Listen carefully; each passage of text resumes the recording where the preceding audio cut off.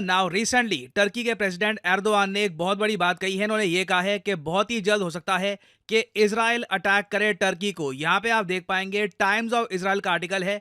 ये जो स्टेटमेंट है एर्दोआन की वायरल हो रही है पूरी दुनिया में। यहाँ पर लिखा है कि Erdogan claims Israel will come for Turkey if it defeats Hamas. जैसे ही हमास को इजराइल हरा देगा उसके बाद इजराइल का अगला टारगेट होने वाला है टर्की। नाउ ये टॉपिक बहुत इंपॉर्टेंट है। इन डेप्थ इसको डिस्कस करते हैं कि टर्की किस तरीके से हमास की हेल्प कर रहा है और क्यों पॉसिबिलिटी है कि मिडिल ईस्ट में एक लार्जर वॉर हो सकती है जिसमें टर्की और इजराइल डायरेक्टली इन्वॉल्व होंगे। और इसमें कहीं ना कहीं आप कह लीजिए इंडिया और पाकिस्तान का भी दूर से रोल इवेंचुअली बनता हुआ दिखेगा।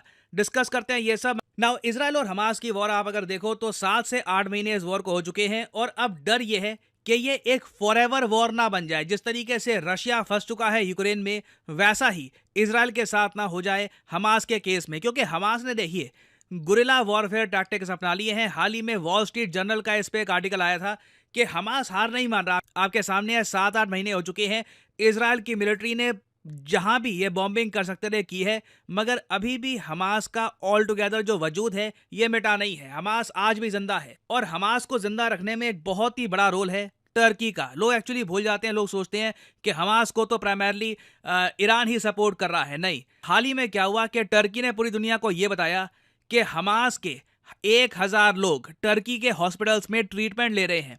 और जब एर्दोआन से पूछा गया कि आप ऐसा क्यों कर रहे हैं, हमास ने तो इजराइल पे अटैक किया था, तो एर्दोआन ने यह कहा, एर्दोआन के हिसाब से हमास एक आतंकवादी संगठन नहीं है। इन्होंने ये कहा कि देखिए गाजा में इलेक्शन हुए थे और हमास को मेजॉरिटी मिली है, लोगों ने हमास को चुना है, तो इनके हिसाब से हमास एक पॉलिटिकल एंटिटी है। बाय द वे, मैं इंडिया का सिटीजन हूं। इंडियन गवर्नमेंट ने भी अभी तक ऑफिशियली हमास को एक आतंकवादी संगठन डिक्लेयर नहीं किया है। हमास को आतंकवादी यूरोपियन कंट्रीज, यूएस, वेरियस और कंट्रीज मानती हैं, मगर एर्दोआन यहां पर यह कह रहे हैं कि बिल्कुल मैं सपोर्ट करता रहूंगा हमास की, हमास के लोगों को ट्रीटमेंट दूंगा, फ्री में ट्रीटमेंट दिलवाऊंगा टर्की में, क्योंकि हमास कुछ गलत नहीं कर रहा इनके हिसाब से। और आगे देखो एर्दोआन ने एक बहुत ही इंटरेस्टिंग बात रेस करी है अखंड इजराइल की। जी हाँ, अनडिवाइडेड इजराइल, एंशिएंट इजराइल, जो कई इजरायली लोग क्लेम करते हैं इवेंचुअली वापस बनेगा। यहाँ पे आप देख पाओगे एर्दोआन ने पहले तो ये कहा है कि इजराइल इनके हिसाब से एक आतंकवादी देश है और ये कह दिया कि हमास को टर्की सपोर्ट करता रहेगा, क्योंकि जैसे ही हमास कंप्लीटली हार जाता है अगला जो टारगेट है इजराइल का ये होगा एनाटोलिया। अब यहाँ पे आप कहोगे एनाटोलिया ये कौन सा देश है? इधर आप देख पाओगे ये कमेंट है एर्दोआन की, ये कह रहे हैं, do not think that Israel will stop in Gaza unless it stopped this rogue and terrorist regime will set its sights on Anatolia। Now Anatolia देखिए एक ज्योग्राफिकल रीजन है। जो मॉडर्न डे टर्की है ना, वो जिस लैंड पर है उसे हम कहते हैं एनाटोलिया। हिस्टोरिकली इसे एनाटोलिया ही कहा जाता था। टर्की नाम आप कह लीजिए बहुत ज्यादा बाद में आया है। ऑफ कोर्स आज के समय ये खुद को टर्की नहीं तुर्की कहते हैं। नाउ फिर अगर हम बात करें एंशिएंट इजराइल की, तो ये जो आप यहां पर देख रहे हैं सारा पार्ट, ये कई इजराइल के लोग कहते हैं कि ये एंशिएंट इजराइल का पार्ट हुआ करता था और उसमें एनाटोलिया का भी बहुत सारा रीजन आता था।